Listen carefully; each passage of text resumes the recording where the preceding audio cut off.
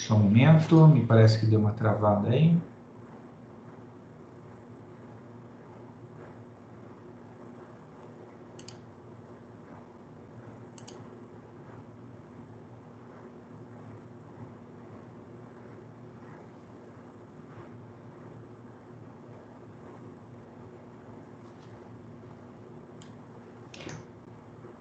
Beleza. Uma boa noite a todos os colegas. É uma imensa satisfação estar aqui novamente reunido com os colegas, com as colegas, tratando de um tema muito importante para o processo penal, que é o tema testemunhas.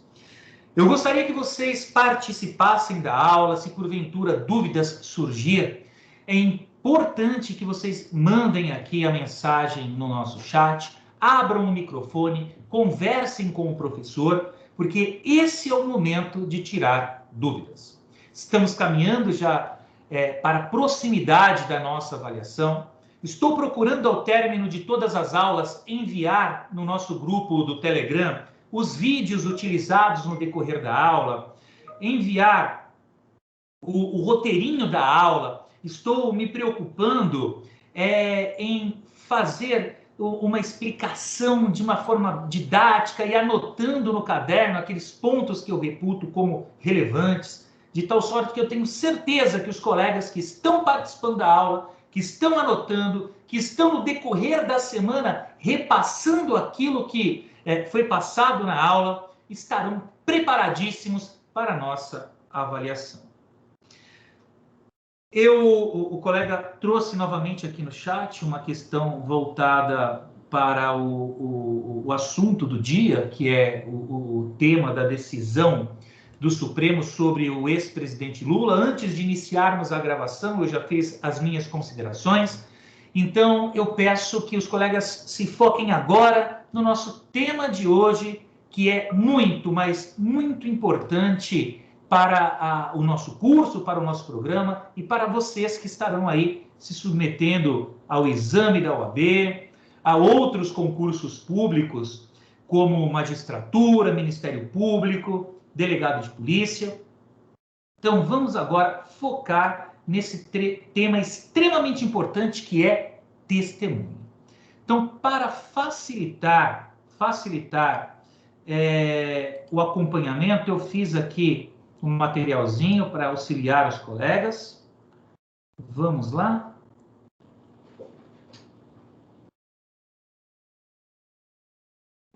Deixa eu só pegar aqui e carregar para que vocês possam acompanhar a aula.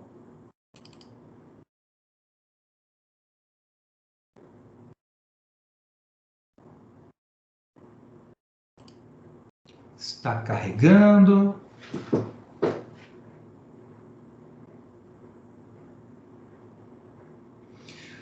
Enquanto carrega, pessoal, quero fazer algumas considerações aqui. Vamos trabalhar. Já está aparecendo, pessoal? Já, né? Vamos trabalhar aquilo que diz a lei sobre testemunhas. Eu vou trazer também os entendimentos doutrinários, os entendimentos jurisprudenciais, mas eu já faço um alerta aqui. Pessoal, um dos grandes problemas do nosso poder judiciário, especialmente na área penal, é esse elemento de prova. Então, esse elemento de prova, testemunhas, é o que, na maioria das vezes, leva um juiz a cometer um erro judicial. Por quê, professor? Porque muitas vezes a testemunha, na maldade, ela falta com a verdade no seu depoimento. Porque muitas vezes, mesmo sem maldade, a testemunha acaba se equivocando quando ela vai trazer ao processo, na fase judicial, o seu depoimento. Por quê? a nossa memória, ela é falha. Especialmente quando a vítima, muitas vezes, é colocada numa situação de desespero. Quando uma arma é apontada para ela, no momento da prática, por exemplo, de um roubo, ela acaba se dispersando e não consegue gravar, muitas vezes, a face do criminoso. Mas, naquele afã de condenar alguém, ela acaba trazendo ao processo uma versão que não é verdadeira, fazendo assim com que muitas pessoas sejam condenadas de forma injusta. Talvez alguns colegas pensem, o senhor está falando isso porque o senhor é advogado. Não, eu estou falando isso como um professor de processo penal, como um estudioso da área penal. E vou trazer aqui, reforçando isso que eu estou dizendo, alguns estudos na nossa aula de hoje. Estudos que foram feitos até por entidades não governamentais nos Estados Unidos e trazem algumas estatísticas extremamente interessantes sobre esse tema. Então, eu vou conduzir a aula da seguinte forma. Eu vou iniciar a aula trazendo aqui alguns pontos importantes sobre o tema, alguns pontos trazidos pelo nosso Código de Processo Penal. Vou, na sequência, passar um vídeo sobre esses estudos no tocante à testemunha e retomarei posteriormente com a aula expositiva, trazendo outros elementos da lei sobre esse tema extremamente importante, que é testemunhas. Pessoal, inicio a minha explanação fazendo uma indagação a vocês. Quem pode ser testemunha no processo penal? Será que o menor pode ser testemunha? Será que o louco, aquele que baba na fronha, pode ser testemunha no processo penal? Será que aquela pessoa que tem uma proximidade com o réu, pai, mãe, filho, irmão, esposa, será que essas pessoas, elas podem ser testemunhas no processo penal? Será que, se puderem, será que o peso desses depoimentos é um peso relevante no momento da sentença? Então, são questões extremamente importantes para que vocês avaliem, para que vocês anotem. Então, a colega Priscila já veio e falou assim, professor, essas pessoas podem ser informantes. Então, a Priscila já começou a trazer uma outra figura também importante aqui na nossa aula de hoje.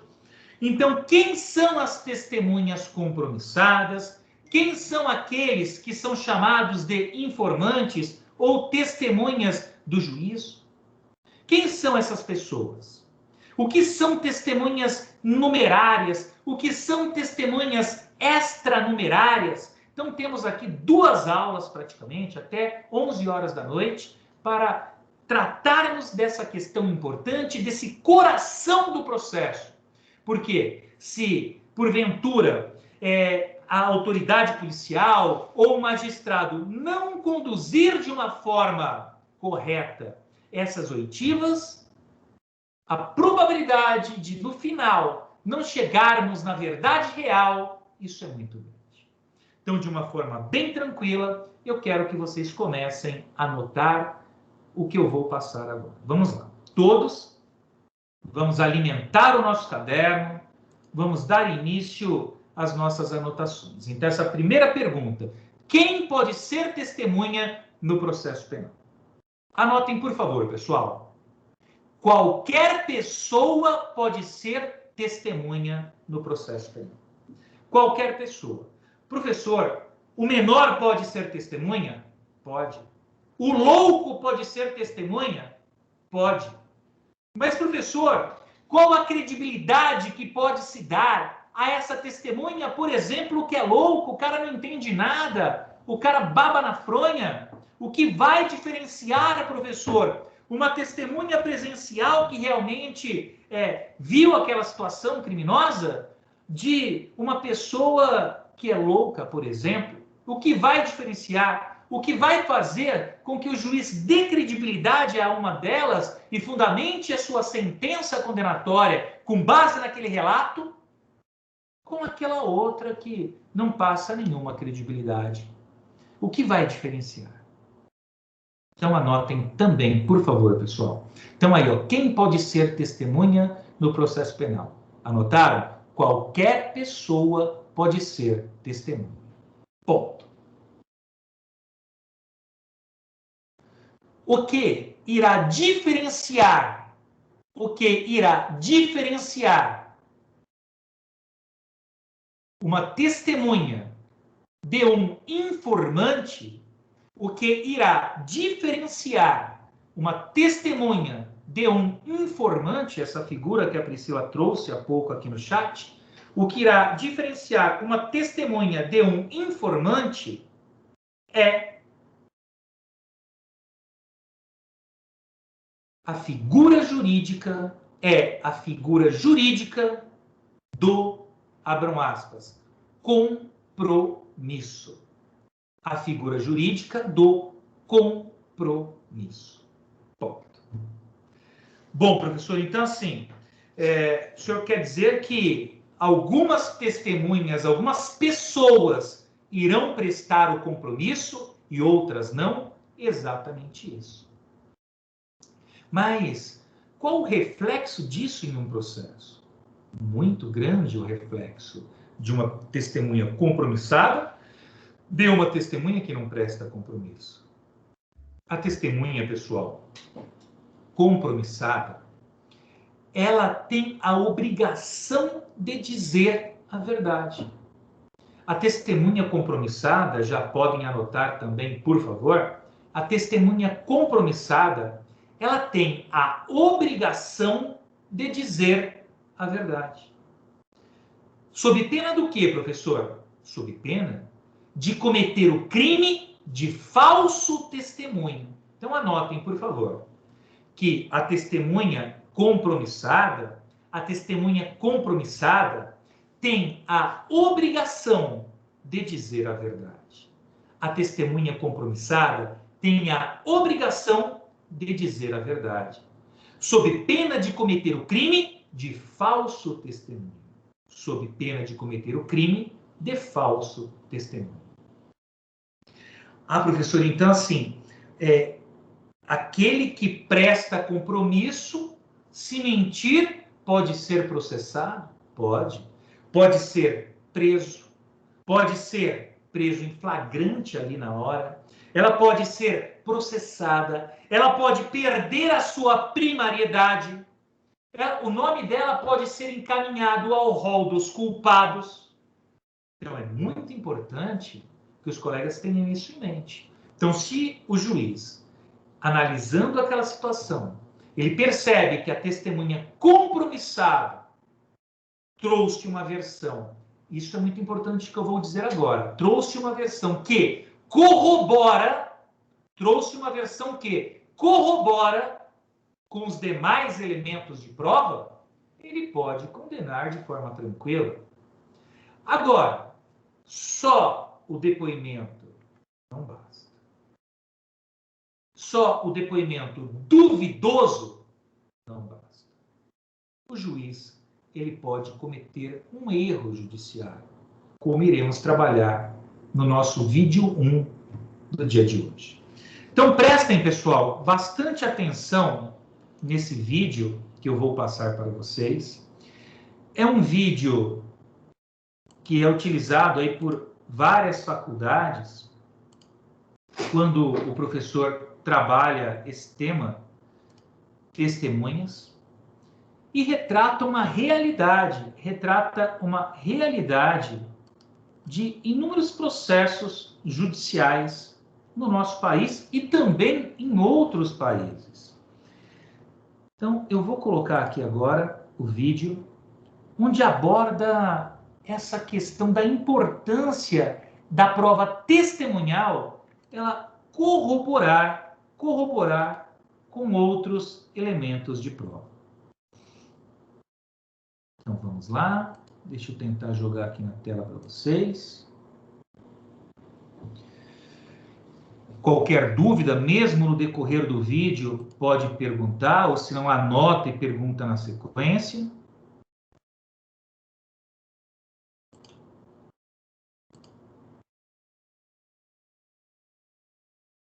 Os colegas estão visualizando? Nosso Bloco Fantástico vai exibir a reportagem. Só me passem aqui essa informação se vocês estão vendo. A tela está compartilhada, pessoal? Sim, estou vendo, professor.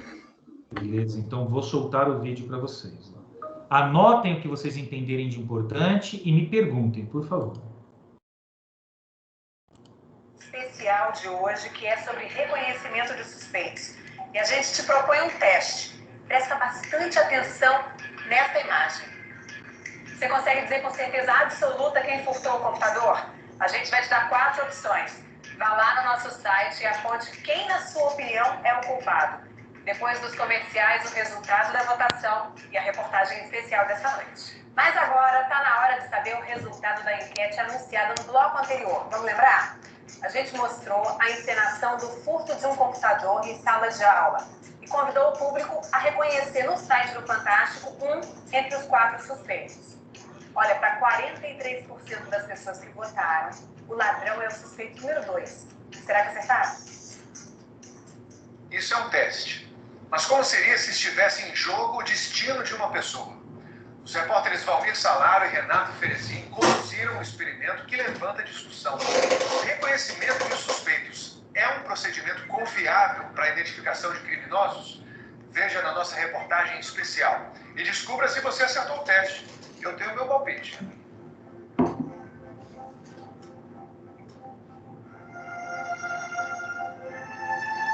1,80 m de altura. Moreno, olhos castanhos, 2,57 milímetros separam um olho do outro. Cabelos pretos, 97 micrômetros de diâmetro cada fio. 27 anos de idade. Ator. O trabalho dele hoje será interpretar o criminoso. Quem vai assistir a esta encenação são estudantes de Direito de uma faculdade em São Paulo. Eles não sabem que tudo é armado. E a mesma coisa a gente vai dizer, a mesma coisa a gente vai falar também com relação à questão do tudo. O meu certo. Pode ser. Obrigado, senhor. Vocês acabaram de participar do experimento, uma reportagem do Fantástico. Essa foi a primeira parte do teste. Agora, eles serão convidados a identificar o ladrão, entre outros 5 atores. Um experimento que o Fantástico organizou com base em outro feito na Universidade de São Paulo há 7 meses pela advogada Karen Tenenboy. É necessário ter cuidados muito especiais com esse tipo de meio de prova. O reconhecimento pessoal é responsável para a condenação de inocentes. Anselmo, 1,68 m de altura, olhos castanhos, orelha de 6 centímetros, nariz de 4,5 cm, 42 anos, casado, morador da Grande São Paulo, pai de 3 filhos. Há 4 anos, Anselmo foi apontado como sendo o maníaco do Uno Vermelho. Segundo a polícia, as vítimas têm entre 14 e 25 anos e foram abordadas em Itaquaquecetuba, Suzano e Poá. O que facilitou a identificação do suspeito de 38 anos foi este carro, com uma cadeirinha de criança no banco de trás. A polícia chegou nele por esse único motivo. Anselmo tinha um carro parecido com o descrito pelas vítimas. Vou fazer um reconhecimento, eu faço. Naquele momento ele falou assim, ó, as vítimas vão passar a viatura na rua e você fica paradinho aí, que era na frente da casa da minha mãe, né? E aí eles falaram que teve um reconhecimento positivo. Esse tipo de reconhecimento feito nas ruas, as vítimas verso de si é absolutamente legal. Durante o processo, policiais foram ouvidos e também apontaram falhas na forma como Anselmo foi reconhecido. Eu participei do reconhecimento com elas. Eu vi que uma onda contagiou as meninas. Uma chorou, a relatora chorou, e todas elas choraram depois que uma chorou. Porque realmente teria sido completamente vergonha a forma que acabou sendo uma indução para o reconhecimento. Mas Anselmo só foi solto depois que o exame de DNA comprovou. O material genético encontrado no corpo de duas vítimas não era compatível com o dele. Demorou 1 mês e meio para que fosse coletado o material genético. Fizeram 4 meses que eu estava detido. Nesse tempo, o verdadeiro estuprador apareceu, também com um muro vermelho, também com uma cadeira de bebê no banco de trás, com os traços físicos parecidos com os do Anselmo. Mas um detalhe importante, não era o Anselmo. Reconhecer uma pessoa estranha que eu só vi uma vez, seja por segundos ou minutos, é uma coisa muito difícil. Nosso cérebro não é uma câmera fotográfica, nem uma máquina de filmar. Existem muitas falhas na forma como nós guardamos nossas memórias. Elas ficam numa região do cérebro chamada hipocampo. Para acioná-las, percorremos um caminho pré-determinado, uma rede de neurônios. Um caminho cheio de buracos preenchidos automaticamente. E assim somos capazes de lembrar de algo que nunca aconteceu. Produzir falsas memórias é parte do funcionamento normal da memória. Então, não tem como você alterar isso, né? A psicóloga Lili Stein estuda há 20 anos a ciência por trás do reconhecimento de pessoas e aponta procedimentos básicos que fazem muita diferença. Dizer que a pessoa, o assaltante, pode ou não estar dentro dessas fotos. E que, muito importante, quem vai apresentar essas orientações não sabe qual das 7, 5 fotos é o suspeito de ter cometido a ação. Uma vez eu estava fazendo um reconhecimento pessoal junto com uma vítima, a vítima olhou pelo vidro e o olhar dela demorou 2 segundos e ela identificou o autor do crime. E aí depois, quando acabou a audiência, o réu no final veio a ser condenado, o policial responsável pela escolta me informou que o preso apresentado para fingir reconhecimento não era o preso daquele processo, que eles haviam por equívoco trocado. O juiz Fábio Aguiar Soares presencia constantemente o reconhecimento de suspeitos no fórum onde trabalha. Se você só tiver essa prova, é muito frágil para fins de condenação. Talvez o reconhecimento pessoal deva ser melhorado, deva ser aprimorado. Existem 2 artigos aqui no Código de Processo Penal Brasileiro, 226 e 228, que falam como o reconhecimento de pessoas deve ser conduzido. Mas o Código não dá muitos detalhes a esse respeito. Só destaca que o suspeito deve ser colocado ao lado de pessoas parecidas com ele durante o processo de reconhecimento. Mas antes disso, a vítima e a testemunha devem descrever a pessoa que será reconhecida. Esse texto foi escrito na década de 1940 e até hoje não foi atualizado. Já o Departamento de Justiça dos Estados Unidos tem um protocolo de 10 páginas. É um passo a passo sobre o que deve ser dito e tudo o que deve ser feito. É uma referência internacional. Na segunda parte do experimento, os alunos foram convidados a reconhecer o ator que encenou o roubo do laptop. Vou pedir a colaboração de vocês para a gente terminar essa reportagem. E divididos em 2 grupos. O primeiro recebeu orientações que seguem as normas do Departamento de Justiça americano. O ator pode ou pode não estar nessas fotos. Então, se você não souber, você pode só te lembrar para ter muita cautela nesse procedimento. Porque isso, na prática, pode causar, acarretar uma eventual condenação de inocente. Você reconheceu? Não, sinceramente, eu fiquei na dúvida. O outro grupo foi orientado seguindo a legislação brasileira. Você vai fazer o papel de uma testemunha, tentar reconhecer, através de fotografia, o suposto autor do furto do computador do professor. Entre eles, qual? O número Mesmo seguindo padrões considerados mais apropriados, a justiça americana já condenou muito inocente.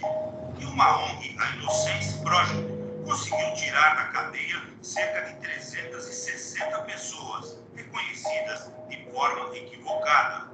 Há 2 anos, esta ONG começou a trabalhar no país. A gente tem um número enorme de casos lá e a gente já está atuando em casos aqui no Brasil em que os reconhecimentos foram feitos totalmente fora do que determina a lei e claramente de maneira a condenar uma pessoa que nós temos a convicção de que é inocente. A lei manda que o reconhecimento seja feito pessoalmente, num rol de pessoas de semelhança física parecida.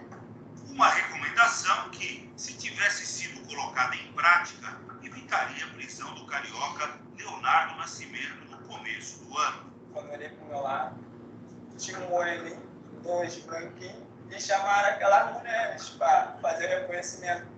Ele foi acusado de latrocínio e era inocente. Aqui no Brasil, a gente tem reconhecimentos que são feitos apenas numa foto. A pessoa ela é confrontada com uma foto e perguntada, foi essa pessoa que te atacou? Um dos principais casos da Innocence Project Brasil hoje é Igor, 1,71 m de altura, negro, ajudante geral, sem antecedentes criminais, cicatriz de 2 centímetros provocada por um acidente de moto, morador da periferia, 24 centímetros separam uma orelha da outra, 22 anos de idade, 2 anos e 7 meses vividos dentro de uma prisão. Minha vida está sendo muito triste, né? Longe das pessoas que eu mais amo, longe da minha família, por causa de uma injustiça que cometeram comigo. Madrugada do dia 2 de outubro de 2016, Igor tinha acabado de sair de uma festa junto com o irmão. Um carro se aproxima. O motorista dispara 4 tiros. A primeira prova é uma imagem de uma câmera de segurança de um comércio que registra o momento em que o Igor, ele sim, vítima de um crime e não autor, foi baleado no tornozelo esquerdo. O irmão vai para o meio da avenida e começa a pedir socorro. Alguns carros passam, um ônibus inclusive, mas ninguém para. Às 5 horas e 44 minutos, está a entrada no hospital. Ao mesmo tempo, a 12 quilômetros e 200 metros dali, um policial militar é abordado numa tentativa de assalto. Reage e acaba acertando um dos 4 bandidos. Teria sido o segundo crime cometido pelo mesmo grupo naquela noite. Antes, um homem já tinha sido assaltado na região. O Igor foi acusado, né, foi sobretudo condenado por esses 2 crimes em razão de um reconhecimento equivocado. Estava na máquina. Eles entraram, estava meio apagando. Eles veio, tirou foto minha, depois saíram. Depois da letra não vi mais. O que fez a polícia naquela madrugada? A polícia buscou identificar garotos que deram entrada em hospitais da região com ferimento de arma de fogo. Até aí, a polícia estava fazendo o trabalho dela. Identificou Rodrigo, aquele que confessou. Igor, Marcelo Santana é o que do senhor?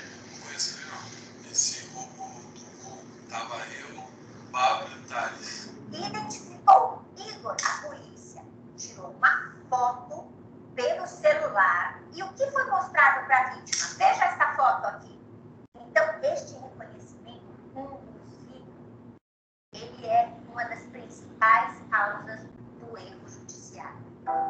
O Ministério da Justiça e Segurança Pública informa que está em estudo a possibilidade de unificar o protocolo de procedimentos de reconhecimento de pessoas. O reconhecimento dos suspeitos da forma tradicional não é uma prova, não é uma metodologia que possa ser desprezada. Ela tem o seu valor, mas tem um valor limitado. Ela não é uma prova absoluta. Ela poderia ser considerada uma prova um tanto subjetiva.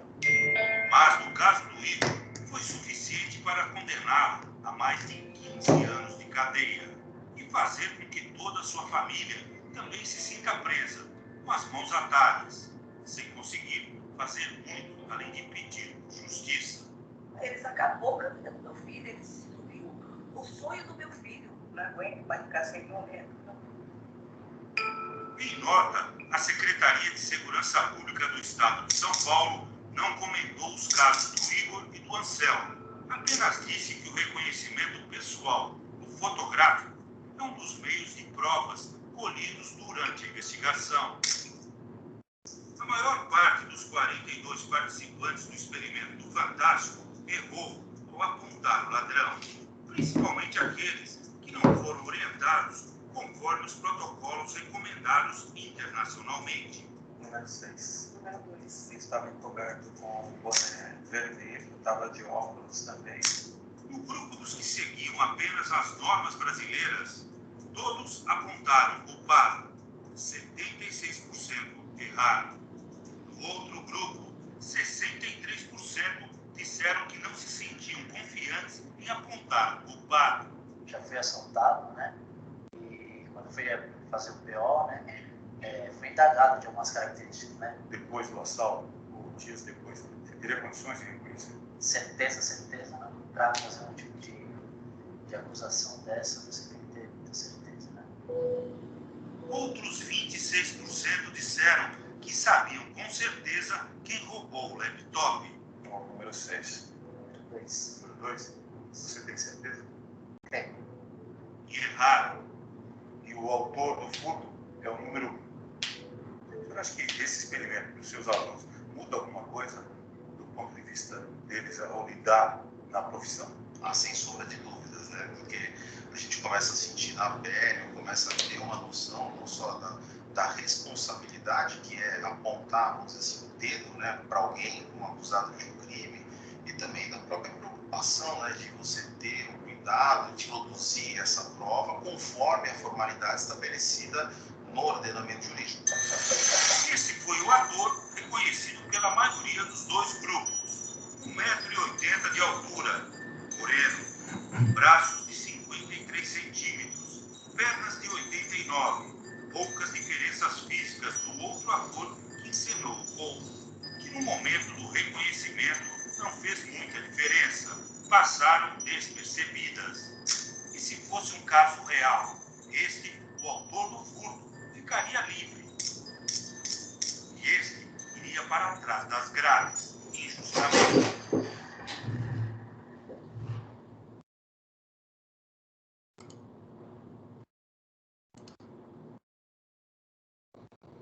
Bom, pessoal, os colegas conseguiram analisar aí que muitas das vezes, na prática, eu já vi isso muito na advocacia criminal.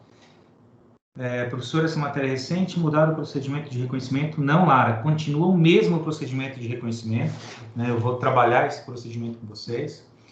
E, diariamente, erros judiciários acabam ocorrendo por conta dessa falha no nosso sistema. Na verdade, não é que a lei ela é falha apenas, e sim, ela é omissa em alguns pontos, ela deveria se aprofundar um pouco mais, e o juiz, no dia a dia, deveria exigir da Polícia Judiciária que se adotasse o artigo 226 na sua integralidade. Infelizmente, isso não acontece. Infelizmente, muitos inocentes são condenados, são privados da sua liberdade e acabam com suas vidas por conta desse sistema penal falho.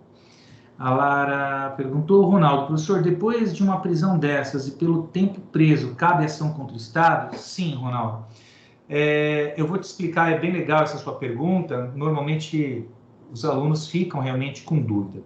Se o indivíduo é preso, e vamos estudar no decorrer do nosso curso também as prisões cautelares existentes no nosso país. Se o indivíduo é preso, ele permanece preso durante todo o processo e, ao final, ele é absolvido, não cabe ação de indenização contra o Estado, porque foi necessário que ele permanecesse preso. Agora, se o indivíduo ele é preso, ele é condenado e depois, em uma revisão criminal, consegue-se provar a sua inocência, aí sim ele tem direito a uma indenização. Indenização essa prevista no nosso Código de Processo Penal. Elizabeth falou que o sobrinho dela pegou 1 ano e 8 meses injustamente.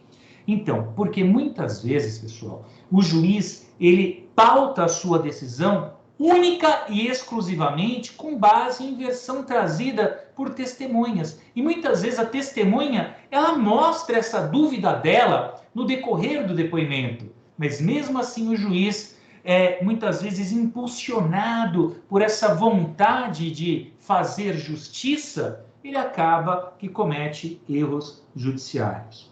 É diferente o juiz justo do juiz justiceiro. Vamos continuar as anotações, vamos continuar alimentando o caderno. Daqui a pouco eu volto com essa abordagem. Vamos lá, pessoal. E as testemunhas? Elas podem trazer o depoimento delas por escrito? Será que elas podem trazer por escrito? O juiz, quando pergunta para a testemunha, olha, testemunha, você presenciou o crime? Você presenciou o crime? Ela pode dizer o seguinte, olha, excelência, só um momentinho, eu trouxe aqui tudo que eu sei por escrito, eu vou ler para o senhor. Isso é possível, pessoal? Será que é possível que ela leve tudo por escrito, sem saber até o que o juiz vai perguntar? Claro que não. Então, por favor, pessoal, anotem o seguinte no caderno de vocês. Vamos continuar as nossas anotações. A testemunha não poderá trazer o seu depoimento por escrito. Então, ela não pode levar o depoimento dela por escrito. Professor, mas é possível que ela faça consultas a breves apontamentos? Será que é possível? Então, por exemplo, o policial militar. O policial militar, ele trabalha em inúmeras ocorrências, muitas vezes, quando ele é chamado para a audiência, já se passou tempos, meses, às vezes anos daquela ocorrência. Ele pode, no momento do depoimento, quando lhe faltar ali alguma informação, ele não se recordar, ele pode pedir ao juiz, excelência, eu posso consultar aqui o BO? Aí pode. Então, anotem aí o seguinte, ó. Contudo, vírgula, poderá fazer consultas a breves apontamentos. Então, a testemunha, ela não pode levar o seu depoimento por escrito. Ela não pode levar o seu depoimento por escrito, mas ela pode, pessoal, fazer consultas a breves apontamentos. Ficou claro, pessoal? Até aqui, todos os colegas entenderam direitinho? Posso continuar? Sim. E a testemunha, pessoal, ela pode se eximir da obrigação de depor? Ela pode dizer o seguinte, olha, o doutor juiz, eu vou falar uma coisa para o senhor, eu não vou falar nada. O juiz chega e pergunta, mas a senhora viu o que aconteceu? Segundo consta aqui, a senhora estava presente no momento do homicídio. A senhora estava presente no momento do roubo. A senhora presenciou o que aconteceu. Dona Maria? Aí a Dona Maria diz, doutor, eu não sei de nada. Eu não quero me envolver, eu não vou falar nada. Mas a senhora estava presente ou não estava? Sim, eu estava. A senhora viu o que aconteceu? Viu. Mas, espera aí, quem foi? Eu não vou falar. Será que a testemunha, ela pode se exigir?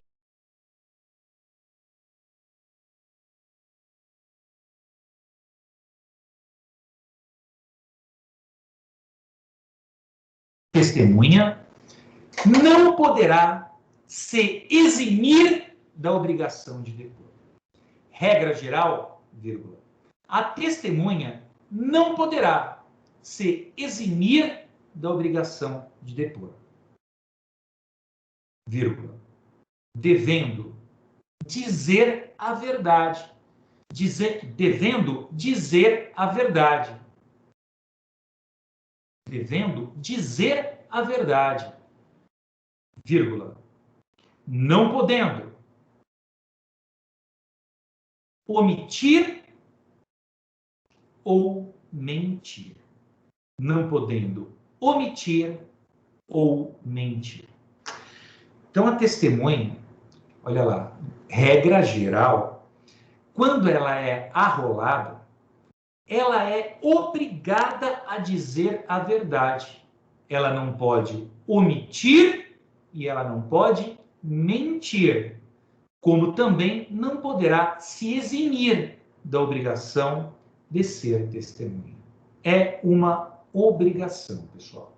Não é uma faculdade daquela pessoa, não é uma faculdade daquela pessoa depor. É uma obrigação legal. Ela terá de dizer a verdade caso ela seja arrolada como testemunha.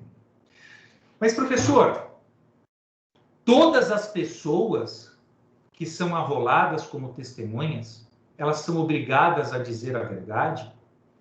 Será que a mãe do réu é obrigada a falar mal do seu filho? Será que o filho do réu é obrigado a falar mal do seu pai? Então, existem algumas pessoas, que eu vou dizer agora, que não são obrigadas a depor. Não são obrigadas a depor. São pessoas que possuem determinados vínculos com o réu. Vamos anotar? Então, anotem o seguinte, por favor. Podem se recusar a depor. Podem se recusar a depor.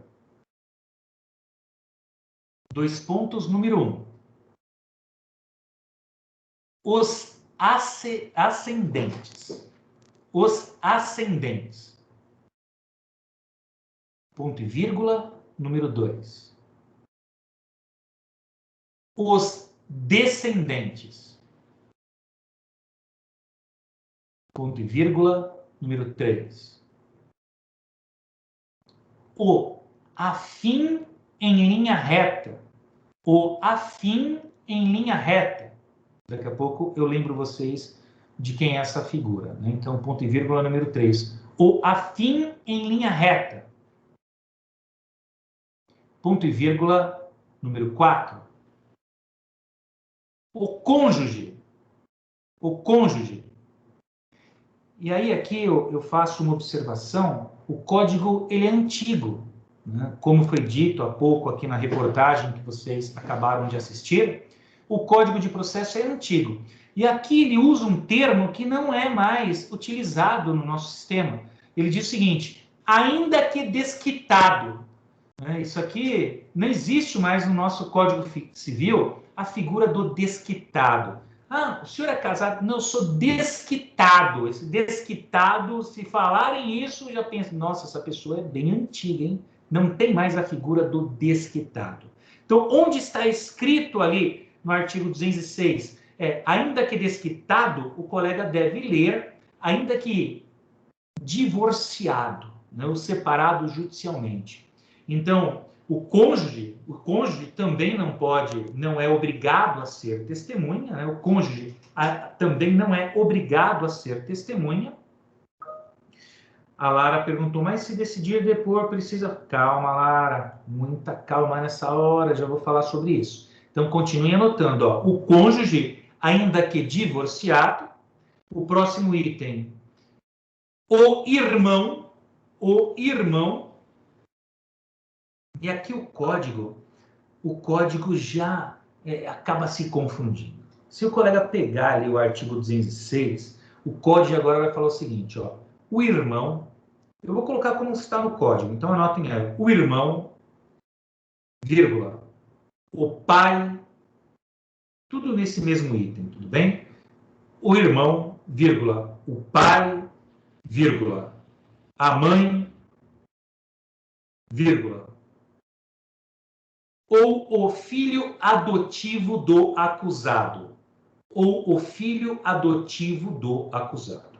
Então, quando ele fala que irmão, pai, mãe, isso já tinha sido falado anteriormente, que são os ascendentes ou os descendentes, né? Então, o pai não é ascendente, a mãe não é ascendente, o filho não é descendente, então o código se confundiu muito aí nesse artigo 206. Mas agora, é bem importante que vocês gravem essa informação que eu estou passando. Ó. Essas pessoas podem se recusar a depor, ok? Daqui a pouco continuem anotando. Essas pessoas podem se recusar a depor. Bom, agora a Lara me fez uma colocação inteligente. A Lara falou o seguinte: professor, mas se elas podem se recusar, elas podem optar em depor? Elas podem dizer, doutor, eu sei que eu posso me recusar, mas nesse caso, doutor juiz, eu quero depor. Elas podem depor caso queiram? Essa é a primeira parte da pergunta da Lara. Sim. Então anotem, por favor. Entretanto, vírgula, caso essas pessoas queiram, elas poderão depor. Caso essas pessoas queiram, elas poderão depor. Ponto. Então, vamos ficar com essa informação por enquanto. Então, voltando um pouquinho para aqueles colegas que, porventura, não tenham entendido. Regra geral, todas as pessoas podem ser testemunhas. O que vai diferenciar uma da outra é a figura jurídica chamado compromisso. Beleza. As pessoas arroladas como testemunhas, como regra geral, elas não podem se recusar a depor. E elas não podem omitir, e elas não podem mentir. Beleza. Agora, existem algumas pessoas que podem se recusar a depor. Quais são elas? Ascendente, descendente, afim em linha reta, cônjuge, ainda que separados judicialmente, e o irmão. Beleza. Agora a pergunta da Lara continua. A Lara falou